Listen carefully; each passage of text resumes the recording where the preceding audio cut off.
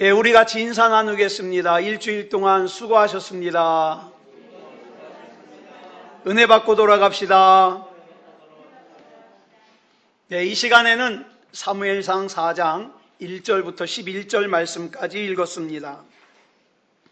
말씀의 제목은 언약궤가 요구하는 믿음입니다. 언약궤가 요구하는 믿음. 오늘 본문 1절을 보면 블레셋과 이스라엘 사이에 전쟁이 일어났습니다. 전쟁이 일어났는데 골짜기 하나를 사이에 두고 블레셋의 군대는 아벡이라는 곳에 진을 치고 있고 이스라엘의 군대는 에벤에셀이라는 곳에 진을 치고 있습니다. 그리고 마침내 둘 사이에 첫 번째 전투가 벌어졌는데 이 첫 번째 전투에서 이스라엘의 군사가 약 4,000명가량 죽으면서 패하고 말았습니다. 그러자 이스라엘의 지도자들, 장로들이 모여가지고 회의를 하는 거죠. 야, 이상하다. 왜 살아계신 하나님을 믿는 우리가 하나님을 믿지도 않고 할례도 받지 않은 저 블레셋에게 패하였을까? 전쟁에 패한 원인을 찾기 시작했어요. 여러분, 이 질문은 오늘날 저와 여러분도 많이 하는 질문입니다. 왜 하나님을 믿는 나는 가난하게 살고 고생하면서 사는데 하나님을 믿지도 않는 아무개는 집도 잘 살고 부모도 잘 만나고 하는 일마다 잘 되는 걸까? 그래서 이들이 찾은 답이 뭐냐? 자기들이 전쟁에 패한 이유는 군대가 없어서도 아니에요. 싸울 군사가 없어서가 아니에요. 전략이 없어서도 아니에요. 가만히 생각해 보니까 한 가지가 빠졌어요. 언약궤가 없어요. 이제까지 자기들은 싸울 때마다 언약궤를 앞세워서 싸웠는데 그 언약궤가 지금 자기들에게 없는 거예요. 그래서 언약궤가 보관되어 있는 실로라는 곳으로 사람을 보내서 그 언약궤를 에벤에셀로 가져옵니다. 자, 그렇다면 우리가 여기서 생각해 봐야 될 것이 이스라엘 백성은 왜 언약궤가 자기들에게 있으면 전쟁에 이길 거라고 생각했을까요? 이제까지 그랬거든요. 이스라엘 백성이 40년 동안 광야 생활을 마치고 요단강을 건널 때 제일 앞에 선 것이 언약궤였어요. 그랬더니 그 언약궤를 메고 있는 제사장들의 발밑에서부터 요단강물이 갈라졌거든요. 그리고 또 여리고성을 정복할 때에도 제일 앞장선 것이 언약궤였습니다. 그리고 이스라엘이 가나안을 정복해 나갈 때도 가장 앞장섰던 것이 항상 언약궤였습니다. 그래서 이 언약궤는 하나님의 임재의 상징이었고 능력의 상징이에요. 그런데 오늘 전쟁에서 패배한 이유를 가만히 생각해 보니까 이 언약궤가 지금 자기들에게 없는 거예요. 아, 우리가 그래서 졌구나. 그래서 사람을 보내서 실로에서 언약궤를 에벤에셀로 가져옵니다. 언약궤가 진으로 들어오니까 이스라엘 백성들은 마치 전쟁을 다 이긴 것처럼 막 사기가 올랐어요. 막 환호성을 질러요. 그 엄청난 소리를 듣고 반대로 블레셋 군인들은 사기가 떨어졌어요. 이런 상황에서 이제 두 번째 전투가 벌어집니다. 어떻게 됐을까요? 이스라엘 백성들은 언약궤가 자기들에게 왔기 때문에 당연히 이 전쟁은 이길 줄 알았어요. 그런데 두 번째 전투에서 이스라엘은 언약궤를 가지고 나갔음에도 불구하고 첫 번째 전투보다 더 심하게 졌어요. 첫 번째 전투에서는 4,000명이 죽었는데 두 번째 전투에서는 3만 명이 죽었습니다. 그리고 하나님의 임재의 상징인 언약궤를 블레셋에게 빼앗겼습니다. 언약궤를 모시고 있던 제사장 홈니와 비느하스가 한자리에서 같이 죽임을 당했습니다. 그리고 이스라엘은 블레셋의 식민지가 되었습니다. 여기서 우리가 궁금한 게 뭐냐? 여러분, 이스라엘이 우리가 언약궤를 가지고 나가면 반드시 승리할 것이다 믿음 아닙니까? 우리 그런 믿음 가지고 있었잖아요. 내가 예배를 빠지지 않고 잘 참석하면 복 받을 거야. 내가 11조를 빠지지 않고 잘하면 우리 집 부자가 될 거야. 뭐 그런 믿음을 가지고 있잖아요. 우린 그거 믿음이라고 생각해요. 예배 안 빠지고 드리면 믿음 좋아. 하나님 앞에 복 받을 거야. 그러면 여러분 보세요. 이스라엘이 우리가 언약궤를 앞세우고 나가면 반드시 이길 거야. 이것도 우리가 생각하는 믿음하고 별반 다를 바가 없어요. 그런데 왜 그 믿음을 가지고 나간 이스라엘을 하나님께서는 패하게 하셨을까? 분명히 우리 하나님께는 능력이 있습니다. 이 전쟁에서 이기게 하실 수 있는 능력이 있어요. 그런데 이스라엘의 믿음에 도대체 무슨 문제가 있기에 하나님의 임재의 상징인 언약궤를 갖고 나갔음에도 불구하고 3만 명이나 죽고 언약궤는 뺏기고 언약궤를 가지고 있던 제사장들은 죽고 그 다음에 이스라엘은 블레셋의 식민지가 되고, 여러분 그게 끝이 아니에요. 하나님의 백성이 언약궤를 앞세우고 나갔음에도 불구하고 전쟁에 졌다는 것은 뭡니까? 결과적으로 하나님의 명성이 고꾸라진 거예요. 땅바닥에 떨어진 거예요. 하나님의 영광이 가려진 거예요. 하나님 안 믿는 이방 사람들이 얼마나 조롱하겠어요. 그렇게 하나님만 잘 믿으면 잘 된다더니 꼴 좋다. 왜 하나님께서는 이런 조롱을 감수하시면서까지 이스라엘을 패배하게 하셨을까? 또 그동안에는 이스라엘이 언약궤만 앞세우고 나가면 막 요단강도 갈라지고 여리고성도 무너지고 승리하게 하셨는데, 이 전투에서는 언약궤가 있음에도 불구하고 패배한 이 사건을 왜 성경에 기록해가지고 수천 년이 지난 우리까지 알게 하실까? 이게 뭐 자랑스러운 일이라고. 여러분,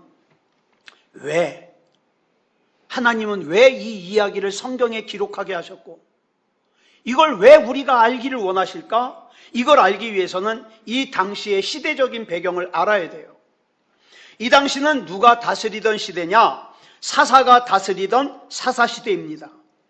사사시대의 특징을 여러 번 말씀드렸습니다. 사사기 21장 25절에 나와요. 시작. 그때에 이스라엘의 왕이 없으므로 사람이 각기 자기의 소견에 옳은 대로 행하였더라.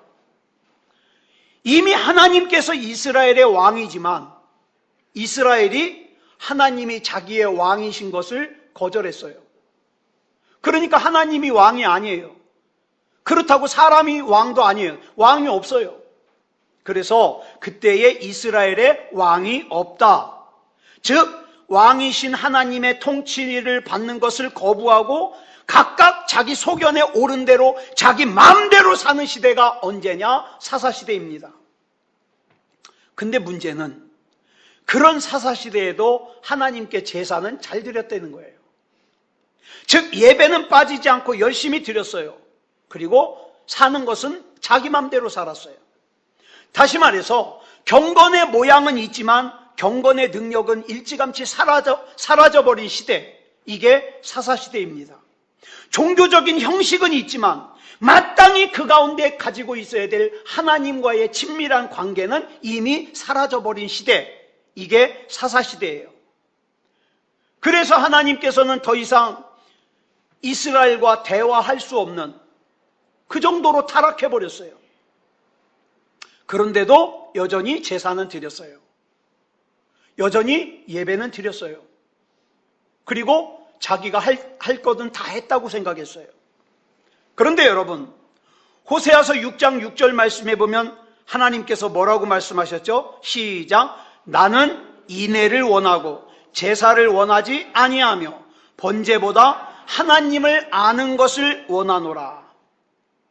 또 사무엘상 15장 22절을 보면 사무엘 선지자가 사울 왕에게 말하기를 순종이 제사보다 낫다고 얘기하고 있어요. 하나님의 말씀을 따르고 순종하는 것이 많은 수양의 기름을 가지고 와서 하나님 앞에 헌물하는 것보다 낫다, 이렇게 얘기하고 있어요. 물론 예배 의식 중요합니다. 그렇다고 여러분 예배 드리지 말라는 말이 아니에요. 이 얘기했다 그래서 예배 안 중요한 거구나 그렇게 생각하지 마세요. 예배 중요해요. 그러나 우리 하나님은 우리가 하나님 앞에 예배 드리는 그 예배 의식 자체에 관심이 있으신 게 아니라 그 예배 의식 안에 담겨져 있는 우리 마음에 관심이 있어요. 우리 마음에. 그러므로 우리는 하나님을 향한 우리의 마음을 예배 의식, 예배 순서에 담아 예배를 드려야 됩니다. 이렇게 예배를 드리는 걸 어떻게 드린다 그래요? 영과 진리로 예배를 드린다 그래요. 예배 의식이라는 형식에 우리의 마음이 들어있지 않으면 안고 없는 찐빵이에요. 내용이 없는 껍데기예요. 그 예배, 하나님 앞에 우리 마음이 들어있지 않은 그런 예배 의식은 아무런 가치가 없어요. 그런데 이스라엘이 문제가 생기니까 어떡합니까? 하나님과의 관계라고 하는 내용은 생각하지도 않고 우리에게 언약궤가 없구나 형식을 먼저 생각해요. 바꿔 말하면 이런 거예요. 나한테 문제가 생기니까 퍼뜩 뭐부터 생각해요? 하나님과의 관계가 내가 멀어졌다는 건 생각도 안 해요. 뭐부터? 내가 예배를 빠져서 그런가? 예배 빠진 것부터 생각해내는 거예요. 그러면서 어떻게 합니까? 이스라엘이 형식을 가지고 나가요. 언약궤를 가지고 나가요. 언약궤라고 하는 형식만 내가 가지고 나가면 하나님께서 나를 승리하게 하실 거야. 언약궤라고 하는 형식만 내가 가지고 나가면 하나님께서 나를 만사형통하게 하실 거야. 우리도 이런 함정에 빠지기가 쉽다 이 말이에요. 내게 직분이라고 하는 언약궤가 있으니까, 나에게 주일날 예배에 안 빠진다는 언약궤가 있으니까, 내가 11조를 빠지지 않고 드렸다는 언약궤가 있으니까, 누가 봐도 나를 믿음이 좋은 사람으로 봐주는 언약궤가 있으니까 이 언약궤만 내가 가지고 나가면 하나님께서 당연히 나와 함께 하시고 내가 하는 모든 일들이 잘 될 거야. 이런 기대를 가진다고요. 그러면서 진짜 중요한 하나님과 내가 지금 어떤 관계에 있는가는 생각하지 않아요. 그런데 사실 하나님께서 24시간 나와 함께 있으면 얼마나 부담스러워요. 예? 밤새도록 인터넷 게임을 막 하고 있는데 하나님이 옆에서 내가 너 사랑한다, 너 알지? 얼마나 부담스러워요. 예? 가끔 예수 안 믿는 친구 만나면 맥주라도 한잔 해야 되는데 맥주집에 가서 딱 앉아있는데 난 늘 너와 같이 있고 싶어 그러면서 하나님이 쫓아다니면 얼마나 부담스러워요. 그죠? 한참 인터넷으로 음란한 것을 감상하고 있는데 주님께서 내가 너 사랑해 나랑 얘기 좀 하자 그럼 얼마나 부담스러워요. 그러니까 우리가 차마 말로는 얘기 못하지만 이런 생각을 가지고 있어요. 주님, 우리 주님께서는 성전 체질이시지 않습니까? 그러니까 성전에만 좀 계십시오. 그러면 성전 밖의 일은 내가 다 알아서 처리하고 주님은 다음 예배 시간에 와서 만나자고요. 나 쫓아다니지 마시고. 하나님께서 나 쫓아다니시면 저와 계속 같이 있으면 나는 주님 때문에 불편하고 주님은 나한테서 못 볼 거 보니까 불편하고 우리 서로가 불편해요. 그러니까 주님 그냥 따로 계시다가 내가 정 힘들어서 내가 정 어려워서 주님 좀 도와주십시오. 그러면 슈퍼맨처럼 나타나서 도와만 주십시오. 이렇게 생각을 한다고요. 성경은 이렇게 사는 것을 뭐라 그러냐? 자기가 자기 주인이라 그래요. 자기가 자기의 주인이 되고 왕이 되어서 사는 사람에게는 하나님께서 자기와 함께 하시는 것이 부담이에요. 불편해요. 그래서 적당한 선에서 하나님과 거리를 유지하려고 합니다. 이스라엘이 그랬어요. 영적으로 그런 상황일 때 하나님께서 어린 사무엘을 찾아와서 사무엘을 만나 주십니다. 사무엘아, 사무엘아. 제가 여러분 가피풀 성경 안 받은 사람 있으면 받으세요. 28일까지 공짜래요. 다운받는 게. 제가 가피풀 성경으로 성경을 읽는데 일단 듣는 성경을 틀어놓고 듣습니다. 쉬운 성경을 들어요. 그리고 눈으로는 새번역 성경을 보면서 같이 보는데 그 쉬운 성경을 읽어주는 게 성우들이에요. 제가 사무엘상을 읽는데 사무엘아 사무엘아 그러는데 내가 더 잘하는 것 같아. 사무엘아 사무엘아. 하나님이 사무엘 불렀을 때 알아들었어요? 못 알아들었어요? 처음에 못 알아들었어요. 그래가지고 어디로 갔어요? 엘리 제사장한테 뛰어가가지고 부르셨어요 그러잖아요. 못 알아들었어요. 왜 못 알아들었을까요? 왜 못 알아들었을까요? 사무엘상 3장 7절에 그 이유가 나와요. 같이 읽어볼까요? 시작. 사무엘이 아직 여호와를 알지 못하고 여호와의 말씀도 아직 그에게 나타나지 아니한 때라. 그래서 못 알아들었어요. 사무엘이 아직 여호와를 알지 못하는 상태예요. 여호와의 말씀도 아직 그에게 나타나지 않은 때였어요. 그게 못 알아들어요. 하나님이 불러도. 하나님을 알지 못하니까 하나님이 말씀하셔도 알아들어 먹지를 못해요.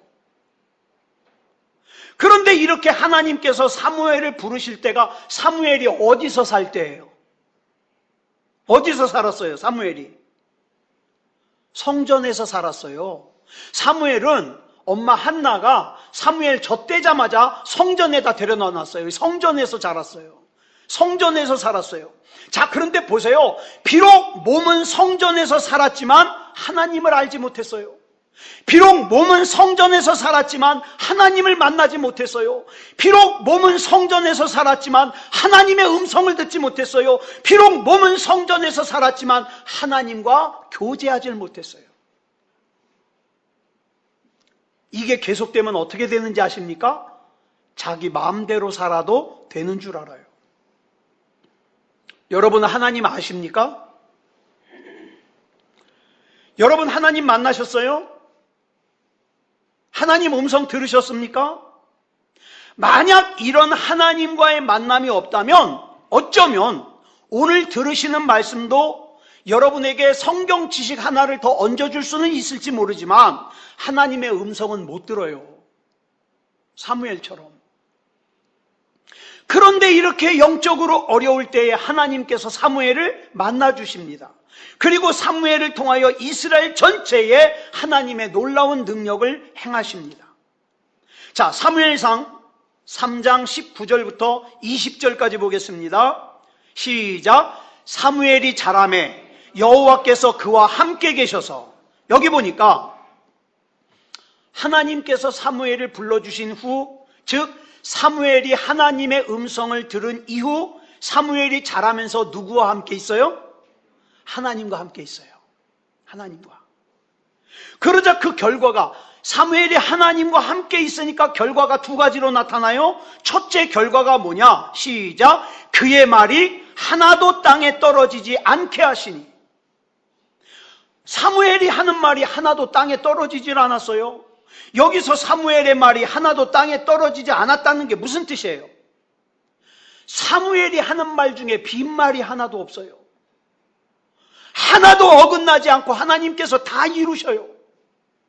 두 번째 특징이 뭐냐면, 같이 읽겠습니다. 시작. 단에서부터 부엘세바까지의 온 이스라엘이 사무엘은 여호와의 선지자로 세우심을 입은 줄을 알았더라. 단부터 부엘세바까지 온 이스라엘이 사무엘은 하나님의 선지자로 세움을 받았다는 것을 알았어요. 여기 보면 장소의 범위가 나오죠. 단부터 부엘세바까지. 여기서 단은 뭐냐면 이스라엘의 최북단이에요. 부엘세바는 최남단이에요. 여러분, 우리가 한반도, 우리나라 전체를 얘기할 때 어디에서 어디까지? 한라산에서 어디까지? 백두산까지. 똑같은 말이에요. 그렇게 이해하시면 돼요. 사무엘이 자기 입으로 나는 어떤 은사가 있고, 내가 몇 살 때 방언을 했고, 내가 예언의 은사가 있고, 신유의 은사가 있고, 이런 거 얘기하지 않아도, 내가 언제 성전에 있다가 하나님을 만났고, 이런 거 얘기하지 않아도, 내가 성경 공부를 갖다가 베델 성경 공부, 크로스웨이 성경 공부 뭐 별의별 거 다 했다고 자랑하지 않아도 사무엘이 말하는 걸 들어보니까 그가 말하는 대로 하나님이 다 이루셔요. 아, 그 말에 능력이 있는 걸 보니까 영적인 권위가 있구나. 저 사람은 분명히 하나님의 사람이다. 저 사람은 분명히 하나님이 사용하시는 사람이다. 이걸 사람들이 알았다 이 말이에요. 내가 내 입으로 얘기 안 해도, 자랑하지 않아도. 저는 저와 여러분을 우리 주변 사람들이 보고 너 무슨 일 있었냐? 얼굴이 달라졌어. 말이 달라졌어. 얼굴에서 광채가 나네. 너는 가만히 보면은 하나님이 함께 하시는 사람이야. 여러분, 아브라함이 그랬고 이삭이 그랬어요. 괴롭히다가 나중에 찾아와서 뭐라 그럽니까? 우리가 가만히 옆에서 지켜보니까 당신이 믿는 하나님은 정말 살아계신 하나님이라고 인정하잖아요. 가만히 내가 옆에서 보니까 네가 믿는 하나님은 정말 살아계신 하나님이야? 역사하신 하나님이야? 이런 소리를 저와 여러분이 다 들으시기를 그리스도 예수님의 이름으로 축복합니다. 이게 진짜 간증이에요. 내 삶으로 이야기하는 거. 이게 영적인 권위라고요. 자, 사무엘상 7장 3절부터 4절까지 보겠습니다. 시작. 사무엘이 이스라엘 온 족속에게 말하여 이르되 만일 너희가 전심으로 여호와께 돌아오려거든 이방 신들과 아스다롯을 너희 중에서 제거하고 너희 마음을 여호와께로 향하여 그만을 섬기라. 그리하면 너희를 블레셋 사람의 손에서 건져내시리라. 이에 이스라엘 자손이 바알들과 아스다롯을 제거하고 여호와만 섬기니라. 여러분, 원래 이스라엘은 누구만 섬기는 민족이에요? 누구만? 여호와 하나님만 섬기는 민족이에요. 근데 지금은 누구를 섬겨요? 여호와 하나님 도 섬겨요. 이 말은 또 다른 뭔가를 섬긴다 그랬죠. 뭘 섬겨요? 바알과 아스다롯을 같이 섬겨요. 하나님 안 섬긴다는 말이 아니에요, 여러분. 하나님 섬겨요. 근데 하나님만 섬기는 게 아니라 하나님도 섬겨요. 그리고 바알도 섬겨요. 아스다롯도 섬겨요. 하나님께서 이스라엘에게 기대하시는 것은 하나님만 섬기는 건데 이스라엘은 하나님도 섬겨요. 그럼 여러분은 어떻습니까? 여러분은 하나님만 나의 힘입니까? 아니면 하나님도 나의 힘이시지만 돈도 나의 힘이고 나를 도와주는 사람도 나의 힘이고 세상에서 인정받는 것도 나의 힘이라고 이렇게 생각하십니까? 이렇게 여기저기로 나누어져 있는 마음을 모으기 위해서 사무엘 선지자가 이스라엘 백성을 미스바로 모이게 합니다. 미스바로 모이게 해가지고 영적 대각성 집회를 해요. 저 사랑의 교회 돌아가신 오카는 목사님이 살아계실 때 사랑의 교회에 만든 게 뭐냐면 영적 대각성 집회예요. 가만히 보니까 물론 사랑의 교회가 제자 훈련도 잘해가지고 저렇게 크게 부흥했지만 영적 대각성 집회를 1년에 한 번씩 하는데 그때마다 놀라운 역사가 일어나요. 자, 이스라엘의 마음이 하나님도 섬기고 바알도 섬기고 아스다롯도 섬기고 돈도 섬기고 사람도 섬기고 이렇게 뿔뿔이 흩어져 있는 마음을 한 군데로 모으기 위해서 사무엘 선지자가 이스라엘 백성들을 미스바로 모이라 그러더니 영적 대각성 집회를 열어요. 자, 그런데 여러분 이때의 상황을 보자고요. 아까 우리가 읽은 본문 사무엘상 4장에서 이스라엘이 블레셋과의 전쟁에서 패한 후에 이스라엘은 지금 블레셋의 식민지예요. 여러분 식민지로 있는 나라의 사람들은요 자꾸 모이면 안 돼요. 모이는 거 싫어해요. 근데 지금 블레셋의 지배를 받고 있는 이스라엘이 지금 미스바로 사람들이 꾸역꾸역 모여들어요. 이 정보를 입수한 블레셋 사람들이 야, 이스라엘 사람들이 저 미스바에 모인다는데 쟤네들이 독립운동을 할 것 같아. 우리 가서 더 다스리기 힘들어지기 전에 밟아버리자. 그래가지고 다시 군대를 이끌고 쳐들어옵니다. 자, 근데 보세요. 이게 중요한 게 우리가 오늘 읽은 본문인 사무엘상 4장에서는 이스라엘의 상황이 어떤 상황이냐? 군대도 있어요. 전략도 있어요. 무기도 있어요. 근데 뭐만 없어요? 하나님과의 관계가 없어요. 근데 지금은 사무엘상 7장에서는 군대가 없어요. 무기도 없어요. 전략도 없어요. 그런데 하나님과의 관계가 회복됐어요. 미스바의 집회를 통해서. 네. 자, 근데 여러분 우리 같아도 그러잖아요. 은혜는 은혜고 은혜 받은 건 은혜 받은 거고 지금 블레셋이 군대를 이끌고 와요. 은혜 받고 죽으면 무슨 소용이야.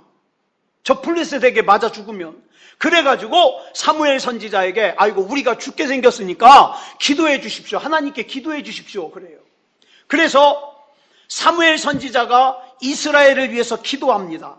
그렇게 기도했을 때 어떻게 되었느냐가 그 다음 10절부터 11절에 나와요. 같이 읽겠습니다. 시작. 사무엘이 번제를 드릴 때에 블레셋 사람이 이스라엘과 싸우려고 가까이 오매 그날에 여호와께서 블레셋 사람에게 큰 우레를 바라여 그들을 어지럽게 하시니 그들이 이스라엘 앞에 패한지라. 이스라엘 사람들이 미스바에서 나가서 블레셋 사람들을 추격하여 뱃갈 아래에 이르기까지 쳤더라.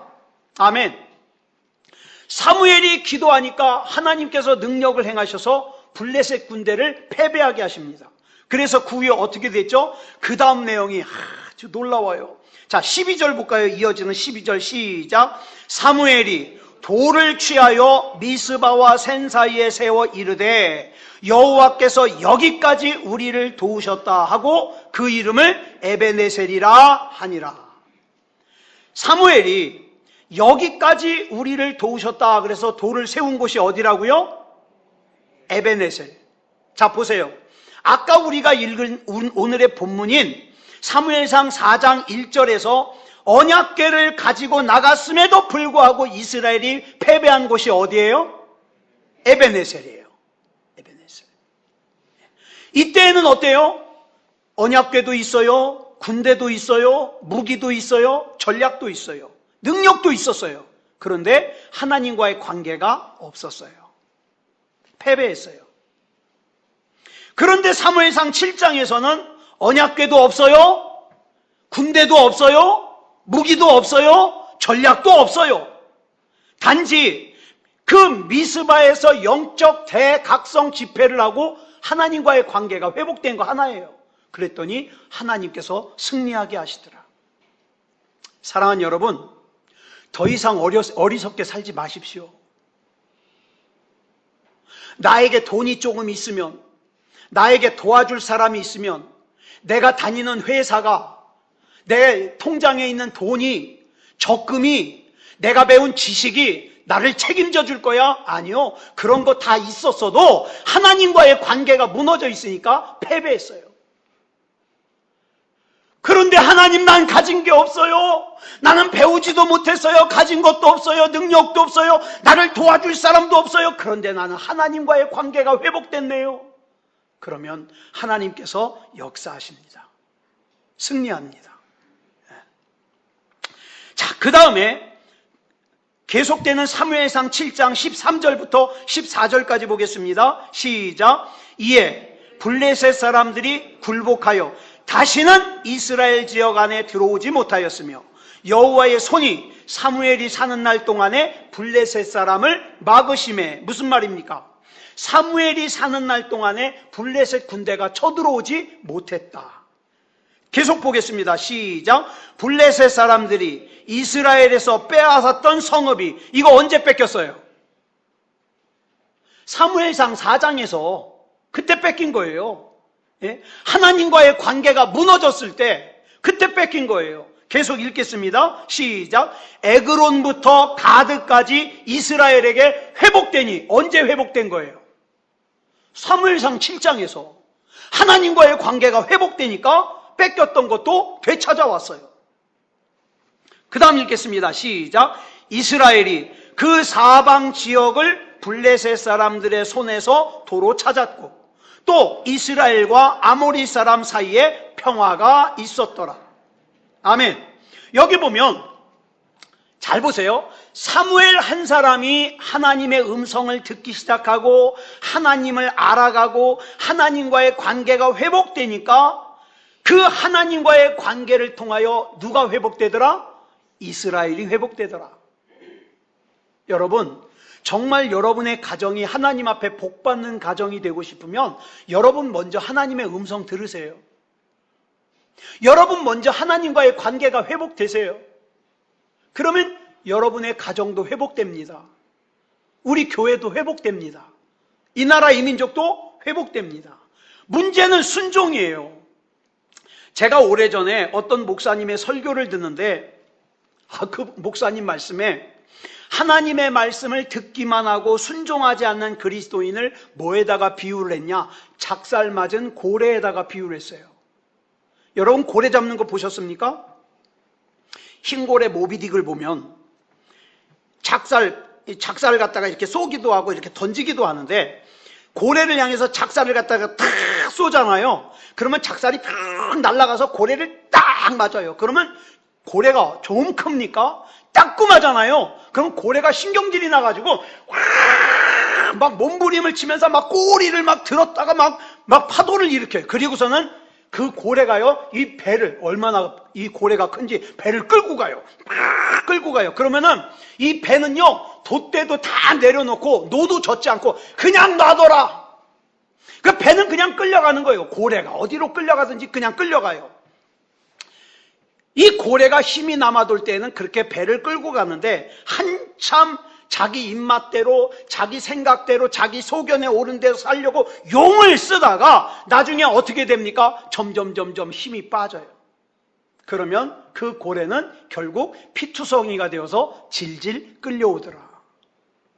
여러분, 아직도 하나님과의 관계가 전혀 없는 언약궤만 보고 우리 부모님이 교회 다니니까 나는 어려서부터 그냥 교회 다녔으니까 그냥 습관적으로 하나님과의 관계는 생각하지 않고 그냥 언약궤만 끌어안고 나에게는 언약궤가 있으니까 나는 잘 될 거야.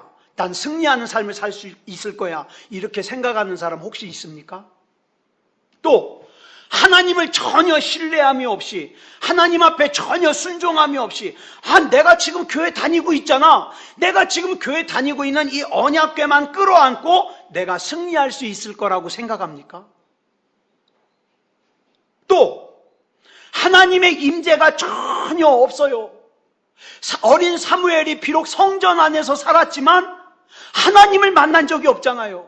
하나님의 음성을 들은 적이 없잖아요. 그랬더니 하나님께서 사무엘아 사무엘아 불렀더니 엘리 제사장에게 뛰어가잖아요.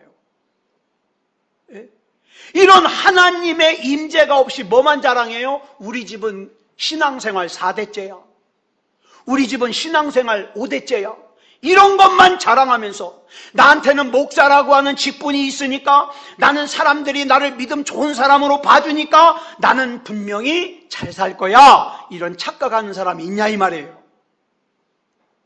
착각입니다. 착각. 그 빈 언약궤만 부둥켜 안고 살면 사무엘상 4장의 이스라엘처럼 내가 교회 다니는데 왜 이러지? 내가 부모님 때부터 나 교회 다녔는데 왜 이렇게 되는 게 없지? 잘 보세요. 그 언약궤가 빈 껍데기예요. 하나님과의 관계가 없잖아요. 우리에게 진짜 필요한 것은 언약궤가 아니에요. 그 언약궤 안에 담고 있는 의미인 하나님과 나와의 관계예요. 이 하나님과의 관계가 회복되어야만 저와 여러분을 숨못 쉬게 압박해 들어오는 악한 마귀의 계략도, 저와 여러분을 무너뜨리기 위해서 오는 문제들도 다 물리쳐 이길 수 있어요. 비록 사무엘상 7장에 나오는 이스라엘에게 무기도 없고 군대도 없고 전략도 없고 아무것도 없지만 오직 한 가지, 하나님과의 관계가 회복되니까 하나님이 싸우시더라.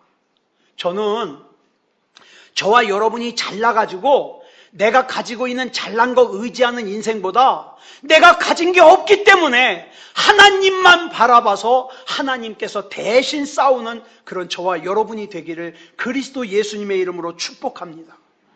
그래서 저와 여러분이 입만 열면 내가 언제 성령 체험했고 내가 언제 능력받았고 이런 거 자랑하는 게 아니라 언제 하나님께서 내 대신 싸우셨고 언제 하나님께서 내 인생에 역사하셨고 그 내 인생 구비구비에서 역사하신 하나님만 자랑하는 그런 저와 여러분이 되기를 그리스도 예수님의 이름으로 축복합니다. 여러분 잘 될 거예요. 여러분 분명히 능력 있는 하나님의 능력을 경험하는 인생을 살 겁니다. 왠지 아세요? 오늘 조금 더 가까워졌거든요. 하나님과. 이 하나님과의 거리를 신경 쓰자고요. 여러분 지난 일주일 동안에 얼마나 하나님 부르셨어요? 제가 솔직하게 지금 고백하는데 제가 매일 읽는 성경 분량 여러분 보내드리잖아요. 제가 그걸 갖다가 한동안 놓쳐가지고 이 성경 읽는 게 밀리니까 이게 참 답답한 거 있죠. 그게 지금 이제 10장 남았어요. 10장. 그래도요 그 성경 읽는 시간이요 참 좋아요. 들으면서 읽으면서 혼자 부흥해 하는데 좋아요. 그러니까 그렇게 성경을 읽고 하나님 말씀 묵상하고 누가 보면 미친놈처럼 주절거리면서 하나님과 대화하다 보면요 하나님과 관계가 점점 가까워져. 너 염려하지 마라. 언제 네 힘 갖고 살았냐? 내가 책임질게. 기적은 내 안에 있어. 너는 그저 나한테 붙어 있기만 하면 돼. 여러분 말씀드렸잖아요. 저 스펄전 선교사가 스펄전. 그 중국 선교사 이름 다 까먹어요. 그 중국 선교사가 자기가 뭘 하려다가 스트레스를 받아가지고 쓰러져 버렸어요. 근데 나중에 알고 봤더니 방법이 뭐예요? 나는 그저 하나님 앞에 붙어 있으면 돼. 예수님께서 뭐라고 그러셨어요? 나는 포도나무요 너희는 가지니 네가 할 것은 뭐만 하면 돼요? 포도나무인 나한테 붙어 있기만 하면 돼. 그러면 살리는 건 누가 해요? 하나님이 하셔요. 역사는 누가 해요? 하나님이 하셔요. 나는 그저 주님 앞에 붙어 있기만 하겠습니다. 주님 뜻대로 행하시옵소서. 이렇게 신앙 고백하고 승리하는 저와 여러분이 되시기를 그리스도 예수님의 이름으로 축복합니다. 기도하겠습니다. 사랑의 아버지 하나님 감사합니다. 오늘 우리 하나님께서 인도해 주셔서 사무엘상 4장에 나오는 전쟁과 사무엘상 7장에 나오는 전쟁을 우리가 비교하면서 언약궤가 중요한 것이 아니라 진짜 중요한 것은 언약궤 안에 담겨있는 하나님과 나와의 관계라는 걸 살폈습니다. 이것은 곧 예배가 중요한 것이 아니라 이 예배 안에 하나님과 나와의 관계가 중요하다는 것이고 기도가 중요한 것이 아니라 그 기도 안에 담겨있는 하나님과 나와의 관계가 진짜 중요하다는 것을 살폈습니다. 하나님, 여러 가지로 어려운 일들이 우리를 힘들게 하고 있습니다.